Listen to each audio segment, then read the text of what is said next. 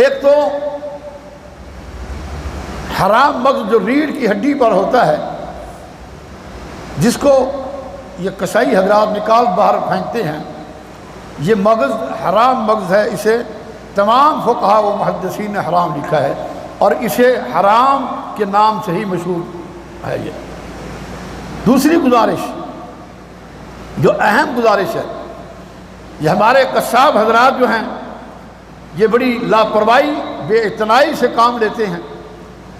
جانور کو ڈالتے ہوئے گراتے ہوئے جب گر جاتا ہے جانور، اگر اس کا رخ قبلہ کی طرف نہ ہو تو قربانی کرنے والے بھی اور قصاب بھی اس کا رخ جو ہے بیت اللہ کی طرف پھیرنے کی کوشش کرتے ہیں، حالانکہ ایسا نہیں ہے۔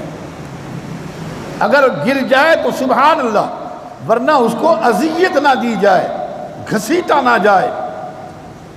اور اللہ کے رسول صلی اللہ علیہ وسلم نے فرمایا کہ جانور کو ذبح کرو تو تیز دھار چھری سے ذبح کرو، کون چھری سے ذبح نہ کرو تاکہ اس کو تکلیف نہ پہنچے، اذیت نہ دی جائے جانور کو۔ اتنی تیز دار آلے کے ساتھ، چھری کے ساتھ ذبح کیا جائے کہ آنن فانن اس کو ذبح کر دیا جائے۔ اور دوسری بڑی جو قصاب غلطی کرتے ہیں، جانور کو گراتے ہوئے اس کا جو ہے گردن مروڑتے ہیں، گردن مروڑنے کے بعد ٹک کی آواز آتی ہے، گردن ٹوٹ جاتی ہے، جانور مر جاتا ہے، جانور حرام ہو جاتا ہے، اور بعد اس کے بعد حرام جانور پر چھری پھیر دی جاتی ہے۔ یہ بھی ناجائز ہے۔ احتیاط کیا کرو، نگرانی کیا کرو، آخر ہم پیسے بھرتے ہیں۔ ان کو جلدی میں ہوتے ہیں، وہ کہتے ہیں بھائی کام تمام کیا جائے، چاہے قربانی کسی کی ہو یا نہ ہو۔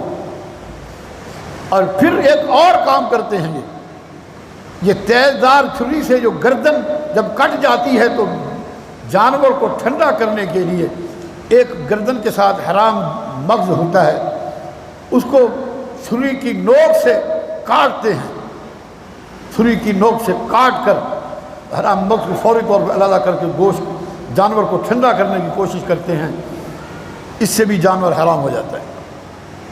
بعض فقہاء نے مکروہ تحریمی لکھا ہے اور بعض نے کہا کہ جانور حرام ہو جاتا ہے۔ اس چیز کا بہت بڑا احتیاط کیا جائے۔